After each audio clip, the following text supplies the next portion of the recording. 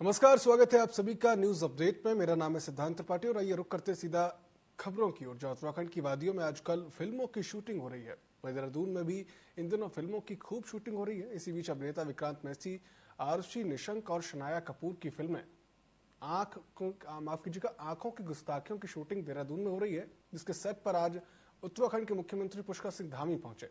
उत्तराखंड में शूटिंग के लिए अवसरों को बताया, साथ ही फिल्म की टीम को उन्होंने बधाई दी है। फिल्म में मुख्य कलाकार की भूमिका में उत्तराखंड के पूर्व मुख्यमंत्री डॉक्टर रमेश पोखरियाल निशंक की बेटी आरुषि निशंक की भी इस फिल्म में अहम भूमिका है। फिल्म के बारे में मीडिया से बात करते हुए अभिनेत्री आरुषि ने कहा कि आंखों की गुस्ताखियां बहुत ही अच्छी कहानी है और सबको पसंद आएगी। इट्स ऑल अबाउट इमोशंस, और इमोशन कल हो आज हो परसों इमोशंस बदलते नहीं हैं। और ये एक प्यार भरी कहानी है, म्यूजिकल कहानी है, जिसका वजूद हमेशा ही रहा है। और आप जब ये पिक्चर देखेंगे तो आपको रियलाइज होगा कि प्यार सच में अनोखा होता है। I am not the producer है Mini Films Mansi Bagla and Varun Bagla, जिसमें विक्रांत और शनाया कपूर इस पिक्चर में, और मैं एज एन एक्टर इसको ज्वाइन कर रही हूँ। And I am very excited क्योंकि उत्तराखंड में ये शूट है और कहानी बहुत ही खूबसूरत है। So I am very excited to join as an actor to Aankhon Ki गुस्ताखियां। मुझे लगता है उत्तराखंड प्रदेश विकास के पथ पर लगातार आगे बढ़ रहा है, तो वहीं प्रदेश की धामी सरकार युवाओं और महिलाओं के लिए तमाम योजनाएं भी चला रही है। बीते दिन मुख्यमंत्री धामी ने राज्य स्तरीय खेल महाकुंभ के पदक विजेताओं को खेल आरक्षण का लाभ देने की घोषणा की है। भाजपा विधायक विनोद चमोली का कहना है कि उत्तराखंड के खिलाड़ियों का स्वर्णिम समय चल रहा है। जब वे मुख्यमंत्री धामी से उत्तराखंड की कमान संभाली है, तब से मुख्यमंत्री युवाओं और महिलाओं के उत्थान के लिए कार्य कर रहे हैं।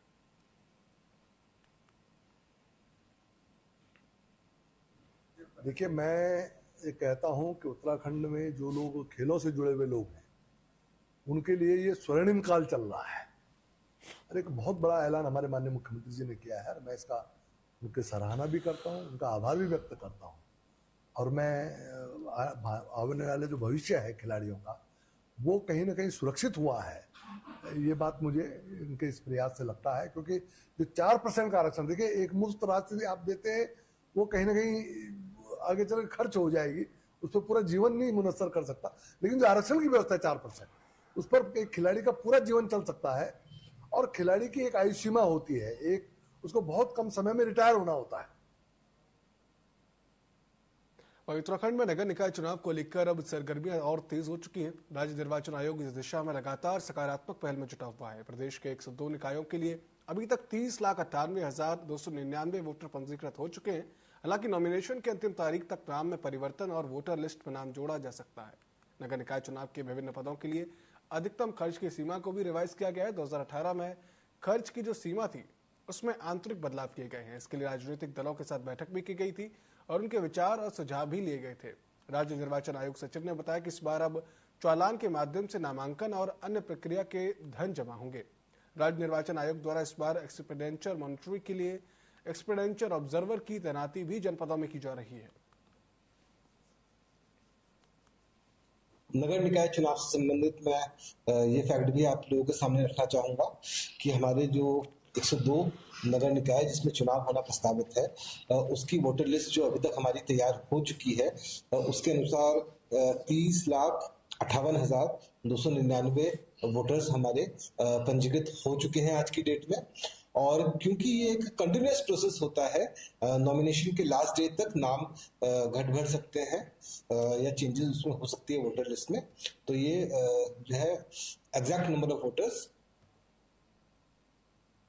उत्तराखंड की धामी सरकार ने बेटियों को बड़ी राहत दी है। महिला सशक्तिकरण एवं बाल विकास मंत्री रेखा आर्या के निर्देश पर नंदा गौरा योजना के तहत वित्तीय वर्ष 2024-25 के लिए आवेदन करने की तिथि को 30 नवंबर से बढ़ाकर 31 दिसंबर तक कर दिया गया है। वहीं इस संबंध में आदेश भी जारी कर दिए गए। महिला सशक्तिकरण एवं बाल विकास विभाग की ओर से संचालित नंदा गौरा योजना में वित्तीय वर्ष 2024-25 में आवेदन मांगे गए हैं और इस योजना के तहत इंटर उत्तीर्ण करने के बाद छात्राओं को 51,000 रुपए की धनराशि उच्च शिक्षा के लिए दी जाती है। इस संबंध में जनप्रतिनिधियों और आम लोगों की ओर से आवेदन आमंत्रण की समयावधि बढ़ाए जाने की भी मांग की गई थी। वहीं मंत्री रेखा आर्या ने सभी पात्र बालिकाओं एवं उनके अभिभावकों से प्रमाण पत्रों को जल्द पूरा कर आवेदन करने की अपील की है। देखिए, नंदा गौरा योजना को लेकर लगातार लाभार्थियों के द्वारा भी और कुछ आवेदकों के द्वारा भी और जनप्रतिनिधियों के द्वारा भी यह कहा जा रहा था कि 30 नवंबर की आखिरी तिथि होने के कारण कई समय से जो है कई बालिकाएं जो है इसे भरने से चूक गई हैं। चूंकि ये प्रक्रिया ऑनलाइन है तो कुछ लोगों को इसमें दिक्कतें आई हैं, जिसके कारण से समय वृद्धि के लिए कहा गया और उनके अनुरोध को स्वीकार करते हुए 31 दिसंबर तक 1 महीने का जो है इसमें समय वृद्धि कर दी गई है, ताकि अधिक से अधिक आवेदन जो है वो 12वीं पास की हमारी बालिकाएं हैं वो कर पाए। विगत दिनों अतिक्रमण के नाम पर पहाड़ी क्षेत्रों में एक बड़ा अभियान चलाया गया था, जिसमें कि सड़क किनारे अपना छोटा मोटा व्यवसाय करने वाले लोगों को अपने काम धंधों से दो चार होना पड़ा था। मानवीय पहलू को देखते हुए एक बार फिर भारतीय जनता पार्टी के विधायक विनोद चमोली ने एक सुझाव के तौर पर अपनी बात को रखा। उन्होंने कहा कि अगर अतिक्रमण को हटाया गया तो पहले उनका एक डाटा सरकार के पास होना चाहिए था। उनको अपने रोजगार से हाथ धोना पड़ा, ऐसे में उनके विस्थापन की भी व्यवस्था नैतिकता के आधार पर राज्य सरकार को करनी चाहिए थी, क्योंकि यह राज्य इसलिए बना था कि स्थायी निवासी यहाँ पर अपना स्वयं रोजगार सृजित कर सकें। ऐसे में जो लोग भी इससे प्रभावित हुए हैं उनके लिए कुछ करना चाहिए। देखिए, दो अलग अलग चीजें हैं, इसको हमको मिलाकर नहीं देखना चाहिए।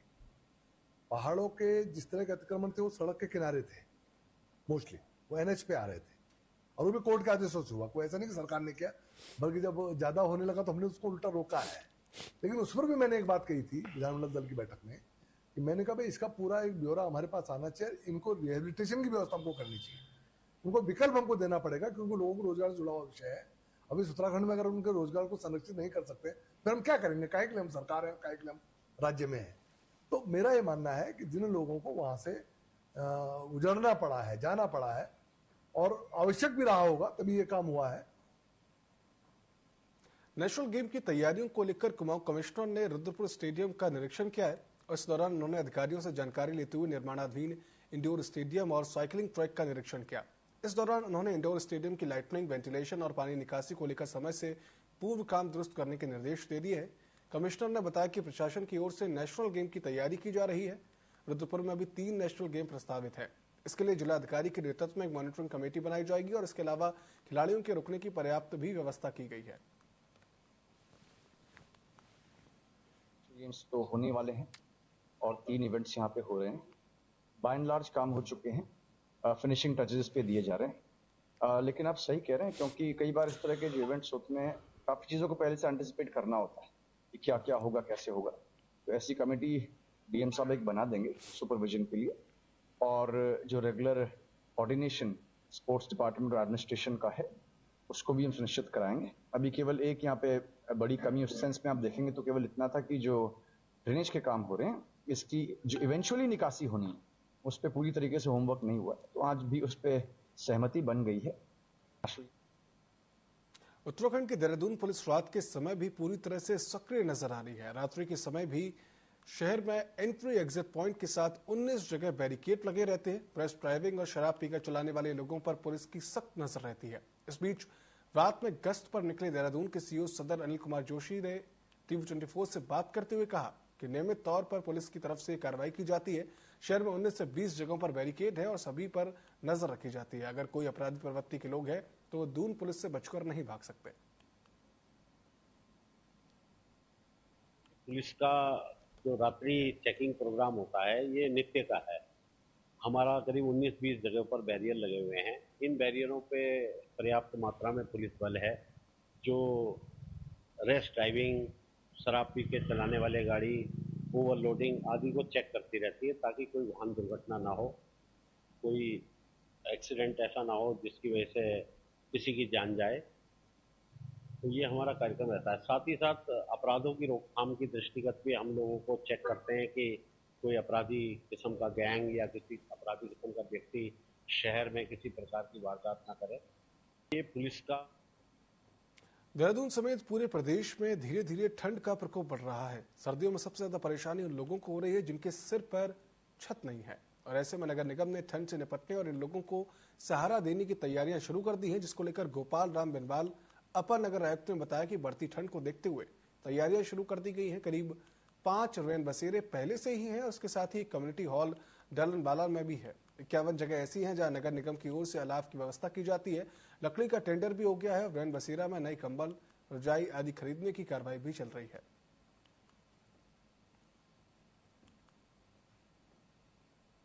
हमारे 5 रैन बसेरा हैं, जिसमें घंटाघर वाला रैन बसेरा का संचालन एनजीओ के थ्रू किया जा रहा है। बाकी 4 रैन बसेरे जो हमारे नगर निगम उनका संचालन करता है और लगभग 51 हमारे जहां पर अलाव जलता वो पॉइंट आइडेंटिफाई है और जहां पर हमें आवश्यकता होगी उस पॉइंट को भी बढ़ाया जाएगा। लकड़ी का टेंडर वगैरह हो गया है और रैन बसेरों में नए कंबल, रजाइयां आदि खरीदने की कार्रवाई भी चल रही है और पूर्व से भी सारे संसाधन और बिस्तर वगैरह अवेलेबल है, तो निगम की ओर से पूरी तैयारियां हैं। नगर निगम में जो उत्तराखंड युवा कांग्रेस की ओर से प्रदेश में बढ़ते नशे और बेरोजगारी को लेकर आज रेंजर्स ग्राउंड देहरादून से सचिवालय का घेराव किया जाएगा, जिसमें कि भारतीय युवा कांग्रेस के राष्ट्रीय अध्यक्ष उदय भानु चिब भी हिस्सा ले रहे हैं। इस घेराव में युवा कांग्रेस के साथ साथ प्रदेश कांग्रेस कमेटी के अध्यक्ष करण महारा, कई विधायक और पार्टी के बड़े नेता भी शामिल होंगे।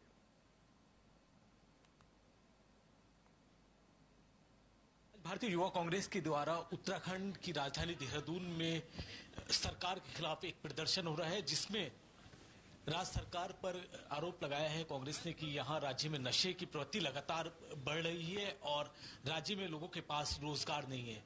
इस कार्यक्रम में शिरकत करते हैं भारतीय युवा कांग्रेस के राष्ट्रीय अध्यक्ष उदय भानु चिब, उसके साथ साथ जो प्रदेश नेतृत्व कर रहे हैं सुमित्र भुल्लर, युवा कांग्रेस उत्तराखंड के प्रदेश अध्यक्ष हैं।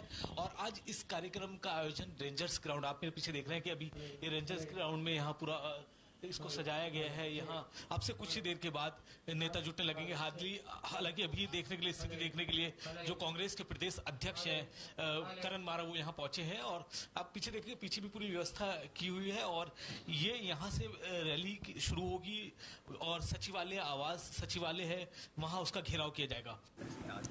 देखिए, हमारे मुद्दे बिल्कुल स्पष्ट हैं। हम युवा जो हैं वो लगातार नौकरी की मांग कर रहे हैं, लेकिन नौकरियों की संख्या तो नहीं बढ़ पा रही है हमारे प्रदेश में। लेकिन दुर्भाग्य की बात है कि नशा हर गली मोहल्ले में बिकने लगा है और हर बड़े शिक्षण संस्थान के आसपास आप देख लीजिए। और केवल बड़े शहरों तक भी सीमित नहीं है, पहाड़ के दूरस्थ क्षेत्रों में भी केमिकल ड्रग्स जैसी चीज आज की डेट में इजीली अवेलेबल है। तो मुझे नहीं लगता कि यह संभव है बिना शासन प्रशासन की मदद के। तो हमारी मांग है कि सरकार गंभीरता से कदम उठाए और मजबूत तरीके से सख्त कदम उठाते हुए इन जो माफिया है, जो नशा माफिया है, इनकी कमर को तोड़ने का काम करे।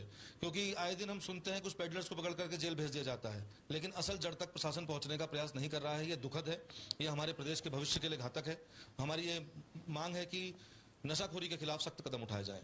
और दूसरा, ये प्रदेश हमारा, बातें तो बहुत बड़ी बड़ी करते हैं सत्ताधारी लोग की हम लोकतंत्र हैं, लेकिन ये लोकतंत्र हमारा खत्म होता जा रहा है। आप देखिए, छात्र संगठन के चुनाव होते थे, वो बंद करा दिए इन्होंने, नहीं हुए इस बार। निकाय का कार्यकाल पूरा हुए 1 साल से ज्यादा का समय हो गया है। पंचायतों का कार्यकाल भी पूरा हो गया है। तो सरकार पूरी तरीके से विश्वास खो बैठी है और सरकार के अंदर इस प्रकार डर बैठ गया है कि वो जनता की अदालत में जाना ही नहीं चाहती। तो हमारी मांग है कि नशा नहीं, नौकरी दो और लोकतंत्र बचाओ और चुनाव कराओ।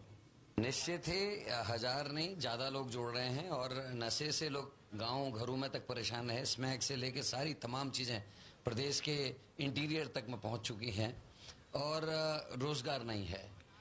हमारे कुमाऊं गढ़वाल में, गढ़वाल रेजिमेंट और कुमाऊं रेजिमेंट 22 इत्यादि ऐसी फोर्सेस थी जिसमें हमारे यहाँ के लोग जाते थे और एसएसबी, इन सभी को केंद्र सरकार ने पिछले 10-12 सालों में कमजोर किया। एसएसबी की जहां सिविल विंग खत्म कर दी, वहीं अग्निवीर योजना लाकर गढ़वाल रेजिमेंट और कुमाऊं रेजिमेंट में भर्ती होने वाले नौजवानों के सपनों को तोड़ा है। वो नौजवान जो 4 बजे सुबह उठ के सड़कों में दौड़ते हुए दिखाई देते थे, वो अब नहीं दिखाई रहे। हमारे सीमांत क्षेत्रों को कमजोर करने की साजिश हुई है और इसीलिए सारे युवा और उनके माता पिता सभी लोग परेशान हैं रोजगार को लेकर और हम यही लड़ाई लड़ने जा रही यूथ कांग्रेस कि नशा नहीं, रोजगार दो। भारतीय राष्ट्रीय युवा कांग्रेस के राष्ट्रीय अध्यक्ष उदय भानु चिब इसमें मुख्य अतिथि के तौर पर आए हैं और इसका नेतृत्व जो प्रदेश युवा कांग्रेस के जो प्रदेश अध्यक्ष सुमित्र भुल्लर कर रहे हैं, वो सब यहाँ पहुंचेंगे। पीछे देखेंगे लगातार लोग अभी यहाँ आ रहे हैं और आपसे कुछ ही देर के बाद यहाँ से सीधा कूच किया जाएगा। और कूच के पीछे कई वजह हैं। एक, राज्य में बढ़ते नशे को लेकर, साथ ही रोजगार को लेकर एक बड़ी समस्या कांग्रेस ने बात है। उसके साथ साथ निकाय चुनाव, पंचायत चुनाव, छात्र संघ चुनाव भी अभी राज्य में नहीं हुए, उसको लेकर के भी एक विरोध कांग्रेस यहाँ जरूर है। तो कांग्रेस को उम्मीद यही है कि आज हजारों की संख्या में पूरे प्रदेश से जो कांग्रेस के युवा नेता और कांग्रेस के साथ साथ जो मेन बॉडी है उसके भी बड़े बड़े नेता आज यहाँ शामिल होंगे और सीधा यहाँ से कूच सचिवालय किया जाएगा और सरकार के खिलाफ एक जो विरोध है वो जताया जाएगा। देहरादून से वीडियो जर्नलिस्ट हरीश के साथ आदिल पाशा, TV24। प्रदेश में चल रहे मलिन बस्तियों के नियमितीकरण को लेकर सरकार ने फिर से 3 साल का समय बढ़ा दिया गया है, जिस पर राज्यपाल ने अब मुहर लगा दी है। वहीं इस मामले को लेकर कांग्रेस के प्रदेश अध्यक्ष करण मेहरा ने सरकार पर आरोप लगाते हुए कहा कि सरकार मलिन व्यक्तियों को लेकर बिल्कुल भी गंभीर नहीं है। जिस तरीके से मलिन बस्तियों के नियमितीकरण को लेकर टाल मटोल किया जा रहा है और अब 3 साल का समय और ले लिया गया है, ये केवल और केवल चुनावी फायदा लेने वाला फैसला है।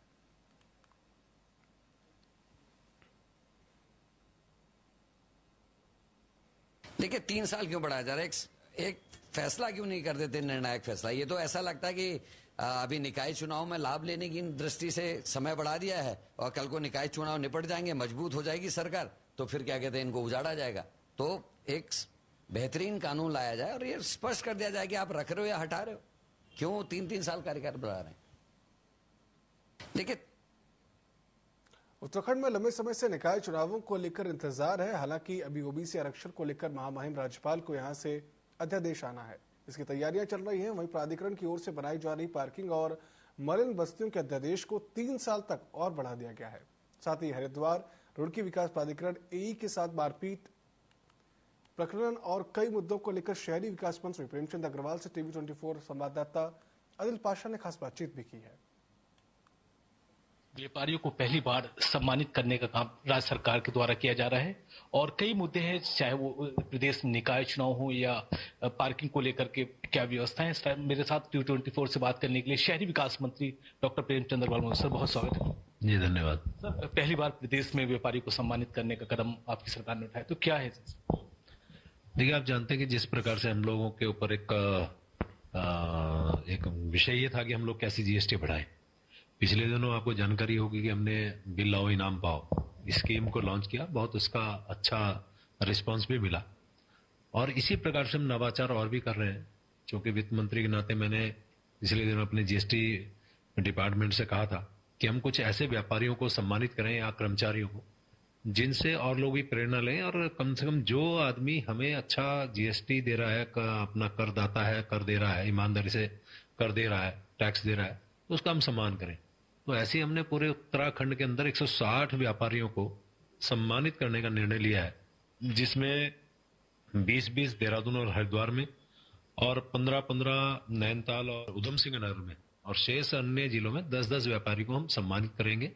ये वो व्यापारी होंगे जो हमारे यहाँ पंजीकृत होंगे, जिनका टर्नओवर 20 करोड़ से कम होगा और जो पिछले 5 वर्षों से लगातार कर दायित्व को निभा रहे हैं और इनके ऊपर कोई अन्य राजस्व देयता नहीं हो और 3 वर्षों में इनके खिलाफ कोई ऐसी विपरीत टिप्पणी किसी भी विभाग के द्वारा न की गई हो। तो हमने 160 व्यापारियों को ऐसे उनको सम्मानित करने का निर्णय लिया है और मैं ये उम्मीद कर रहा हूं कि इनको जब हम सम्मानित करेंगे स्वाभाविक रूप से फिर अन्य लोग इससे प्रेरणा लेंगे और ईमानदारी से फिर वो हमारे टैक्स को जमा कराएंगे, जिससे हमारा जो है GST कलेक्शन और बढ़ेगा। सर पर्यटन प्रदेश है, आपकी तरफ से लगातार कोशिश की जाती है सारे प्राधिकरणों को लेकर, शहरों में पार्किंग, मसूरी में पार्किंग और देहरादून में जो पार्किंग का था उसका भी क्या? देखिए हमारे उत्तराखंड के अंदर हर दिन चाहे वो तीर्थयात्री हो, चाहे हमारे पर्यटक हों या सामान्य लोग हों, उत्तराखंड में आते हैं क्योंकि उत्तराखंड का आकर्षण ही कुछ ऐसा है, देवभूमि भी है और इसके लिए बार बार आप देखते होंगे जाम लगने की स्थिति बनती है।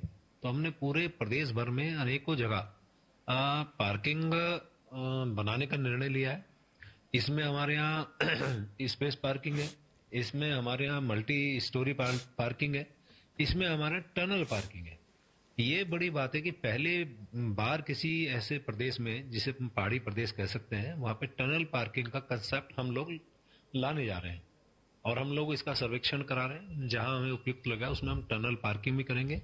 मल्टी स्टोरी पार्किंग है, जैसे ऋषिकेश में हम मल्टी स्टोरी पार्किंग बना रहे हैं, हमारे यहाँ मसूरी में ऑलरेडी मल्टी स्टोरी पार्किंग बनके तैयार है, देहरादून में भी हम इसी प्रकार से पार्किंग बना रहे हैं और पूरे प्रदेश भर में लगभग 180 से ज्यादा पार्किंग स्थल हमने चयनित किए हैं, जिसपे हमने पैसा भी स्वीकृत किया है कुछ का काम हो गया है, कुछ का काम चल रहा है, उसको हम स्वीकृति प्रदान कर रहे हैं। यानी कि विभिन्न क्षेत्रों में जब ये पार्किंग पॉइंट्स बन जाएंगे या पार्किंग बन जाएगी तो आने वाले टाइम पे फिर इस जाम से समस्या का भी निदान होगा और एक व्यवस्थित रूप से हमारी गाड़ियां जो रोड से हटके पार्किंग पॉइंट्स में खड़े होंगे और उसमें भव्यता भी आएगी।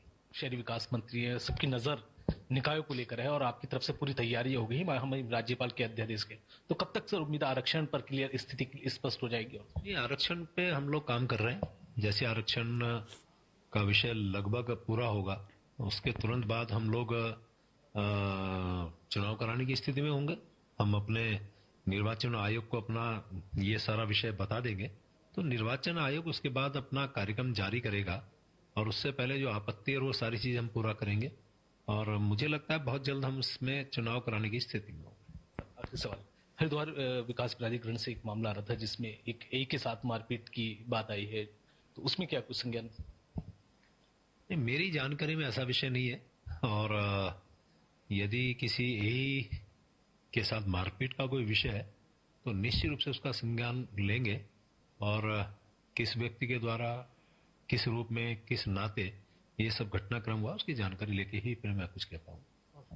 अभी हमारे साथ बात कर रहे थे उत्तराखंड शहरी विकास मंत्री प्रेमचंद अग्रवाल, जिन्होंने राज्य में कई योजनाओं के बारे में बताया और उन्होंने साफ कहा कि मसूरी और देहरादून में जल्दी पार्किंग का काम चल रहा है और जल्दी ही इसको पूरा कर लिया जाएगा। और भी कई मुद्दों को लेकर TV24 ने शहरी विकास मंत्री से बात। देहरादून से वहीं पौड़ी में पशुपालन विभाग ने 21वीं पशु गणना शुरू कर दी है। पशुपालन विभाग की टीम घर घर जाकर पशुओं की गणना कर रही है जिससे कि पालतू और आवारा पशुओं की तादाद जिले में क्या है ये साफ हो पाए। 21वीं पशु गणना को फरवरी माह तक पूरा करने का लक्ष्य तय किया गया है। मुख्य पशु चिकित्सा अधिकारी ने पशुपालकों से अपील की है कि पशु गणना के लिए पहुंची टीम का पशुपालक सहयोग करें और पशुओं की जानकारी उनसे साझा करें जिससे कि मवेशियों के उपचार के लेकर मवेशियों की मौत पर रखी गई मुआवजा राशि पाने के लिए पशुपालकों को कोई अड़चन न आए। हमारे पशुधन में जिसमें गोवंश, उसके बाद चाहे पिगरी या फिर आपकी पोल्ट्री या हमारे छोटे भेड़ बकरी या डॉग एंड कैट या पालतू और निराश्रित सभी की पशु गणना के लिए वो घर घर जा रहे हैं। और मेरा आप सभी से इस चैनल के माध्यम से करबद्ध निवेदन है कि कृपया करके उनको सही जानकारी दीजिए। आप पे कितने भेड़ हैं, कितनी बकरी हैं, किस प्रजाति की हैं, किस नस्ल की हैं और कितनी संख्या में है, क्योंकि डाटा के आधार पर ही पॉलिसी बनाती है कोई भी सरकार या कोई भी जो हमारे उच्च अधिकारी होते हैं। तो अगर हमारा गलत डाटा चला जाएगा तो हमारे कहीं ना कहीं पॉलिसी गड़बड़ा जाएगी। तो घर न्यूज अपडेट के इस बुलेटिन में फिलहाल इतना ही। आप देखते रहिए TV24। शुभ रात्रि।